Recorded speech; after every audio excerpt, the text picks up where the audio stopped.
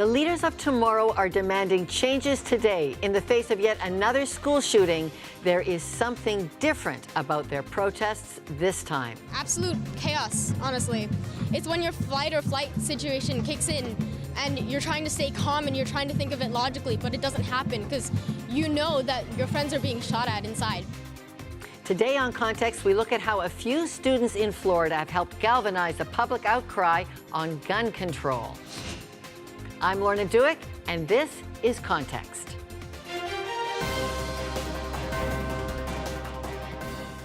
Just ahead, our Molly Thomas with a report from the March for Our Lives protest in Toronto.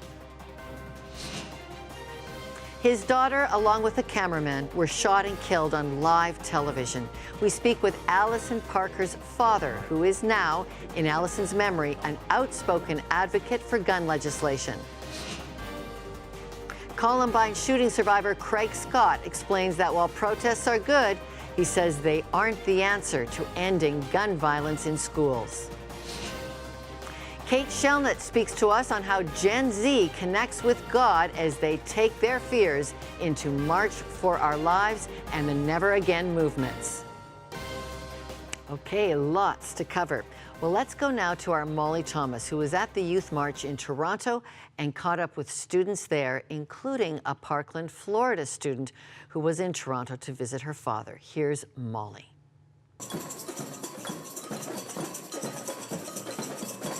You were seeing the energy here in Toronto. This is just one of the sites across Canada. Montreal, Halifax, Vancouver also mobilizing today. And it's really the students in Washington that are leading this cause, but you will see 800 cities across the world, London, Tokyo, Madrid, all across, even Seoul, Korea, where you see students that are mobilizing around saying never again, but really standing in solidarity and saying that their voice matters and collectively they can make change. Henry Dryden, a student from the school in Parkland, came all the way to Toronto to do just that. When the United States of America was founded, our founding fathers owned muskets that shot 2 to 3 rounds a minute. There's no logistical way to compare this to an AR-15 that shoots 40 to 60 rounds a minute. People plead for keeping America's traditions, but in 1791, the year the Second Amendment was adopted, there were hundreds of topics of interest that would be considered extremely taboo and unethical in modern society. Just to name a few, we had slavery, the 3/5 compromise, husbands having the right to own their wives as property. We do not live in the 18th century anymore. Times have changed, and so have our guns. I myself, and I think I speak for all of us in Toronto and Canada, that we stand with our neighbors in from the U.S. and their students from Parkland. We stand with all the communities that have been affected by gun violence. When we look at all the shootings that take place, all the shootings, even the Eaton Center shooting, there was an intervention point. This is not right. Something has to change. Something has to change.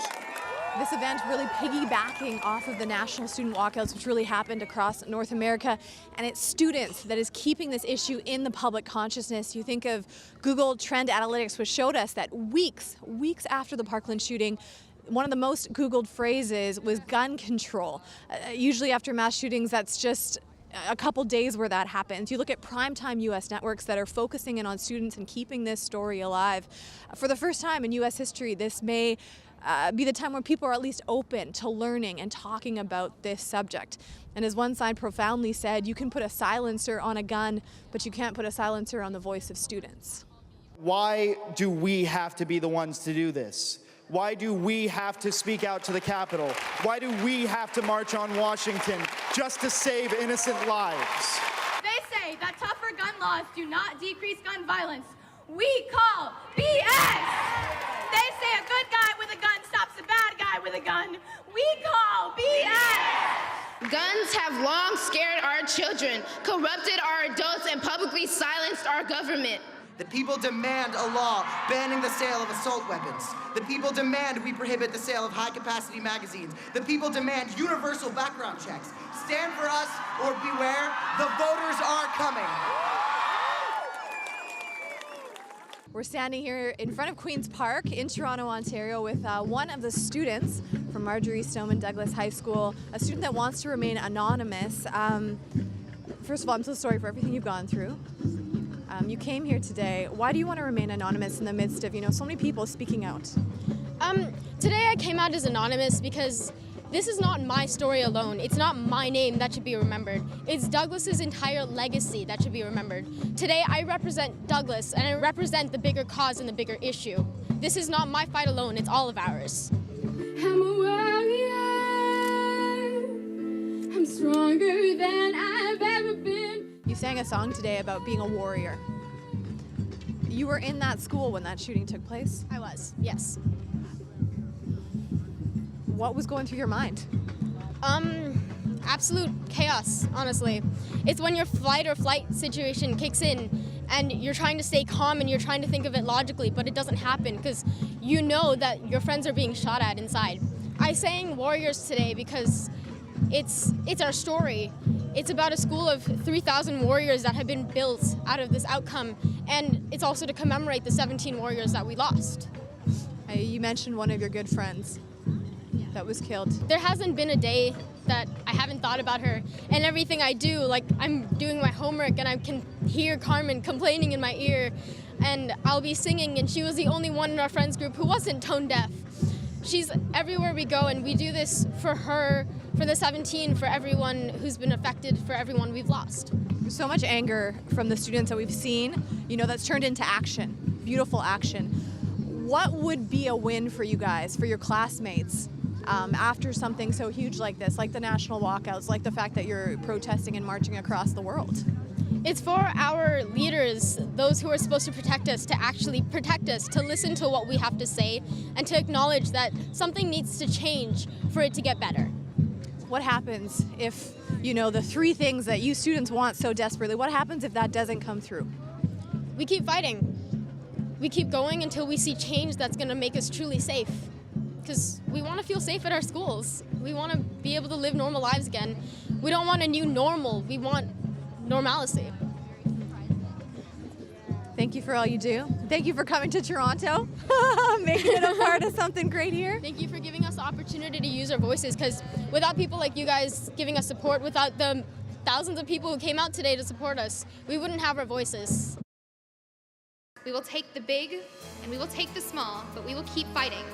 When they give us that inch, that bump stock ban, we will take a mile. We are not here for breadcrumbs, we are here for real change. We are here to lead. In 2015, news reporter Allison Parker and her cameraman were killed on live television. Allison's father, Andy Parker, is now an outspoken advocate against gun violence, and Andy joins us now from Virginia. First of all, Andy, thank you for letting your daughter's life be such a precious gift to the cause of gun violence, still making a huge difference with all the advocacy work. We're sorry for your loss. Well, thank you, Lorna. Thanks for having me, and we honor her through action. Okay, part of that action is you attended the March for Our Lives on March 24th. Over 800,000 high school students and supporters of gun reform. Tell us what it was like for you to be there. It was pretty amazing. My wife had done the Women's March a year before, and she felt like that it was a bigger crowd for the March for Our Lives.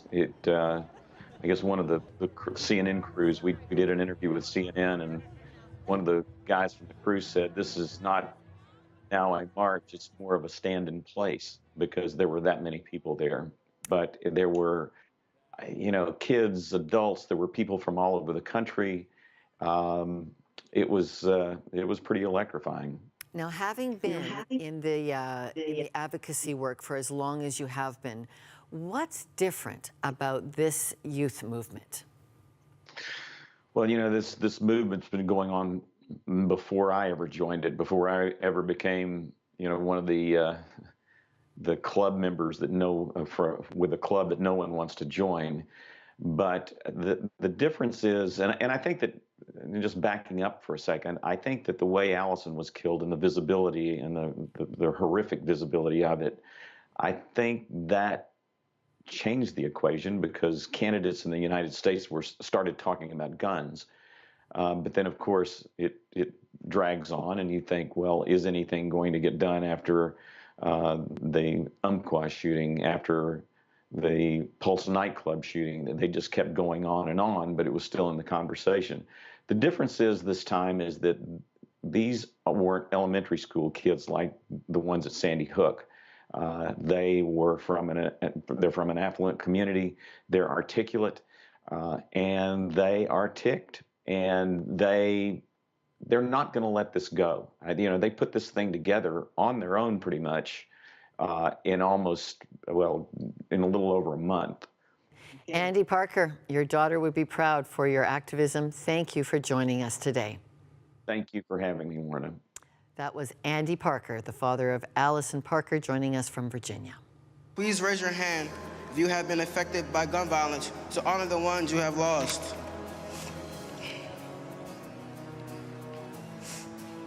Today, I raise my hand in honor of my twin brother. Family pain of senseless loss drives anti-gun activism. In 1999, the Columbine school shooting was the worst in U.S. history.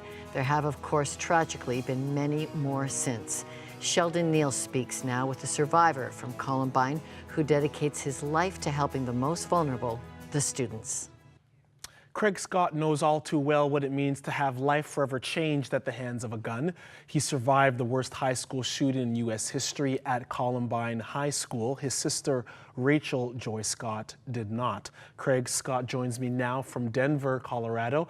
Craig, take us back to that day and how it birthed what now is Rachel's challenge. I was in the school library during the shooting at Columbine, which was the scene of the most intense shooting. I had 10 students that were killed around me, and I had 2 friends that were killed next to me underneath the table.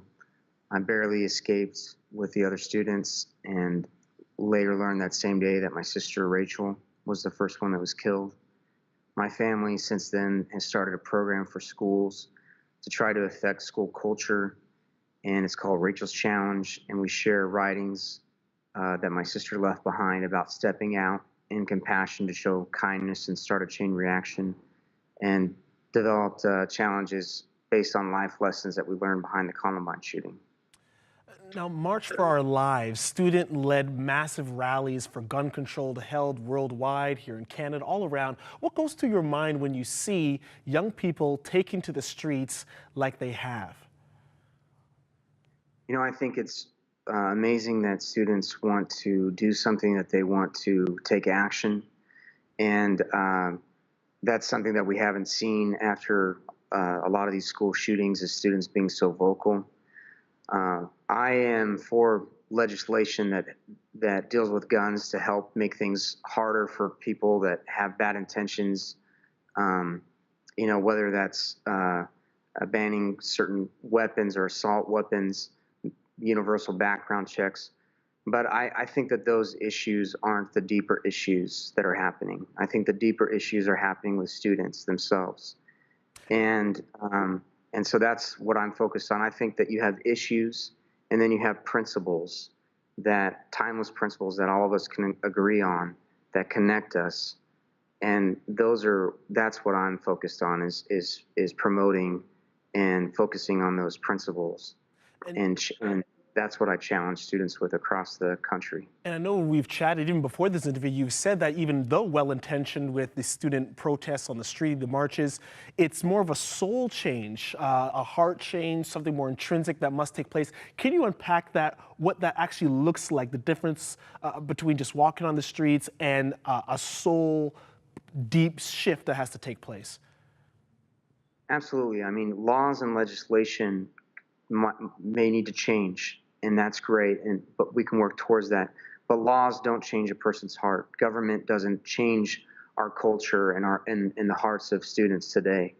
And so I believe the biggest antidotes to anger and hatred are kindness and compassion.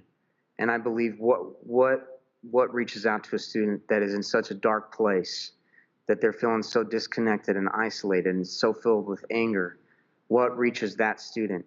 Well, passing a gun law doesn't change that student's heart. It's taking somebody else, another person, to reach out to that person, to have the courage to talk to them, the boldness to share some truth with them and work with them to pull them out of that dark place. And so that's what I focus on. I focus on talking to students about connecting with one another. I share a very powerful emotional story, a true story with them that deals with a teenage girl that wanted to make a difference through how she treated people. And I give them challenges that make their school a better place, that make it a more kind, compassionate atmosphere, that those kids that are feeling so disconnected and isolated, that they're reached out to, and that it brings unity in the school. And so those are the things that I'm focused on. Like, again, I love that the students are wanting to be active, but being a survivor of a shooting further down the road than them, I believe the most important things to focus on are principles and timeless values that bring people together. I've spent my aftermath and purpose after the shooting on focusing not on being against things but being for things and giving challenges to people of what they can do in their world. And Craig, through Rachel's challenge, specifically the curriculum, you have said that it's the curriculum and what's taught through these challenges have actively stopped what would be school shootings from happening. Could you give us, even just very briefly, some insight to what's in these challenges or this curriculum and some of the lessons those who are taking it are walking away having learned? Well, we have curriculum that we give to schools that's character education type curriculum, but it's actually usually it's the story and the assemblies that we give where a student, I was in Texas at a school, and after I spoke, I had a student that came up that had a hit list of students that he was going to kill. And he handed me the hit list and said, "You just saved a lot of students at the school from dying." I told him I had to let the principal know. Police got involved. They went through his room. They found weapons and plans that he was serious about going through this. But the story that I shared impacted his heart, and he had a change of heart. And so that's what whatever instrument is used to reach out to somebody that's in that kind of place. And our program, Rachel's Challenge, we have stopped over a dozen school shootings, documented cases where a student had plans to shoot up their school. And so, again, I feel it's more cultural. I feel that that's the deeper issue that's happening. And I'm for legislation that can help. And there's a lot of pieces to the puzzle. But on a deeper level, it's the student themselves. That's where the problems lie, and that's also where the solutions lie. Craig Scott, thank you so much for joining me. Thank you for having me. That was Craig Scott, presenter, spokesperson with Rachel's Challenge and Columbine High School shooting survivor. He joined me from Denver, Colorado. Sometimes it's hard for me to understand that this is my reality, that this is my life, that I'm never going to see my brother again. Exclusively on our website, sisters suffering from the nightmare of gun violence sit down with Molly Thomas with more on the Toronto March for Our Lives. Check that out at contextwithlorna.com.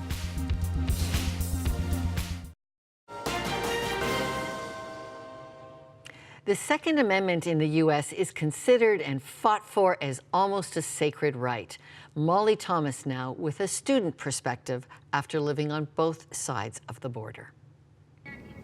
I'm here with Samuel Dale, who actually spent 10 years of his life in the U.S. You're here for March for Our Lives. Why is that so important to you?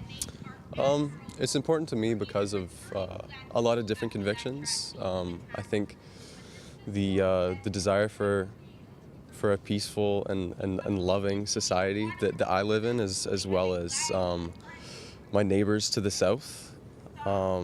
Certainly, my faith plays a role in this conviction. God calls us to love one another, and in this particular issue, it requires a very hard analysis of two precious values to Americans: the rights that they have to bear arms and the rights that they have to feel safe. So how do you wrestle between those two rights, right? Because you came from West Virginia, a very strong red state. Your friends are probably very divided on this, or one-sided. Tell me how they're feeling and how you're talking to them. Well, yeah, certainly the issue has been very polarizing.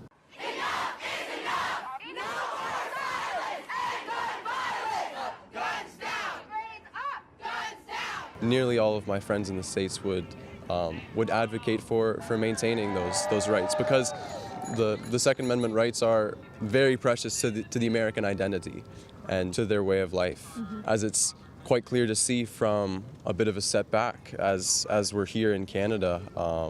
You know, over 1,000 mass killings occurred in the past 3 years. That's 5 of every 6 days that more than 4 people were murdered by gun violence. So it's quite clearly an issue that needs to be addressed in a different manner. How do you talk to your friends then that are so strong on their right to bear arms, probably are so strong on their faith as well? Those two aspects, how do you talk to them as someone that has lived there, has been part of that culture, but thinks very, very differently?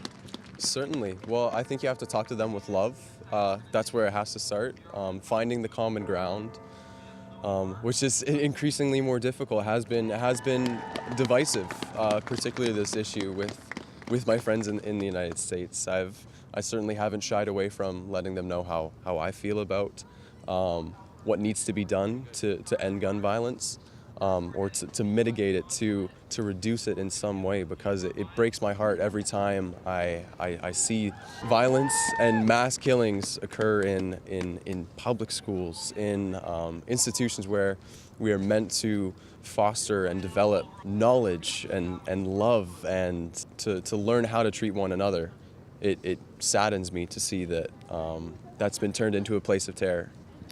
Samuel, have you ever felt scared? I mean, in those 10 years that you lived in West Virginia, knowing how many guns were around you? I have, yes. There are actually something like 3 times more guns than people in West Virginia. It has one of the highest gun ownerships in the nation. Most of the people that I hung around with were knowledgeable and were safe when they use their firearms, but of course you'll have, you know, kids in high school who think it's fun to you know, brandish their dad's, you know, automatic weapons. Samuel, I think as Christians we often ask, what would Jesus do?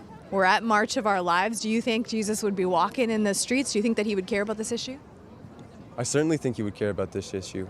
Jesus called us to love one another, to turn the other cheek, and to have humility, especially when it comes to what we have the right to do, and when it requires comparing two values, the values of safety and our children's lives, and the Second Amendment values, then I think Jesus would stand on the side of protecting the vulnerable. The kids marching today against gun violence are known as Gen Z. How are they inspired by their faith? Kate Shellnut gives us the insight on what these young people are coping with and how their faith informs them. That's coming up.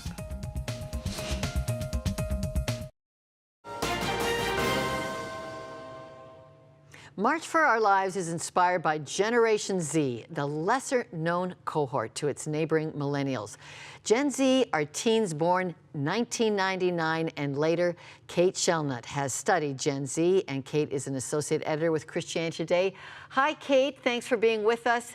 Your journalism led you to conclude Gen Z is risk-averse, more concerned about safety than earlier generations. What evidence do you have for that? Sure. So through my reporting, through studies, research that is done by sociologists, as well as Barna Research Group, which is a Christian research organization, they found things like this generation, these are kids who are teens, high schoolers, middle schoolers today, are less likely to drive than millennials when they were their age, are showing less risky behavior such as binge drinking, underage sex, drug use, and in general, they kind of crave safety and security a lot more than the teens that came before them, that we usually think of teens kind of being risky and pushing boundaries. But now we're seeing something different with today's generation. And what beliefs are within Gen Z that are driving these safety concerns? So they've been raised, especially in the United States, with a different sort of world around them. A lot of them were born after the Columbine shootings, which was kind of the first wake-up call to school shootings, and almost all of them were also born after the September 11th terrorist attacks. So they really haven't known a world of complete safety and have always been used to this kind of monitoring, security, these threats of kind of big mass casualty events. So when something like the Parkland shooting came up, it makes sense that they've been raised kind of with a threat or risk of this their whole lives, and that they would choose to react in the kind of activism that we've seen because they've seen safety be a threat almost always. Now, you have found that faith leaders say there is a wide open door for God in Gen Z because of this. Can you explain this? Absolutely. So when we see kids in the news and on the streets and in our local high schools who are protesting, who are posting on social media, who are being really vocal about the things that scare them, their fears, and their convictions about safety and safety in schools, that's a conversation starter for any adults in their lives, for parents and mentors, but especially for leaders within the church. So when it comes to a youth context, all of the kind of youth ministry experts I talked to said this is inevitably going to come up in a church setting, and leaders can expect and welcome those sort of expressions and sentiments and hear them out. Let these kids feel heard, and then start answering their questions because they're being very expressive and open about what they're feeling right now, and that's a great time for adults to respond in a way that validates their concerns and also points to the truths we know in Christ without, kind of putting a Band-Aid, but recognizing kind of the reality of the situation. And the root of gun violence always is in sin. Is this opening a door then to talk about Jesus as the answer for sin?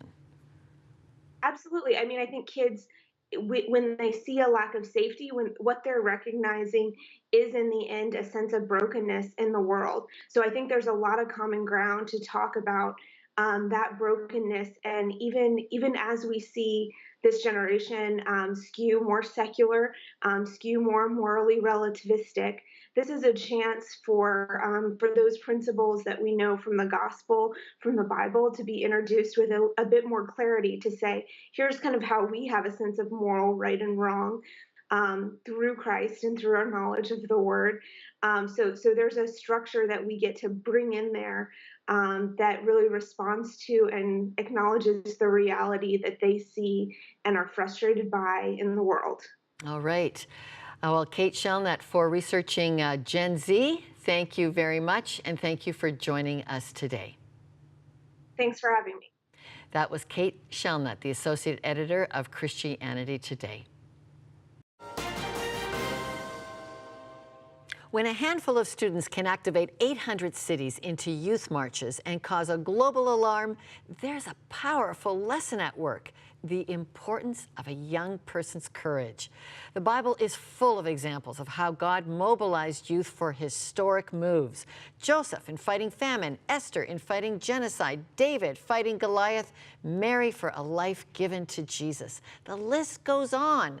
So for everyone over 30 watching, let's give some room and cheer to the courage of young people making this a better world. On our team, that would be Anson, Molly, Sheldon, Samantha, Jessica, and our volunteer intern, Katrina. Let's cheer them on. For the rest of us, I'm Lorna Duick. Thanks for watching.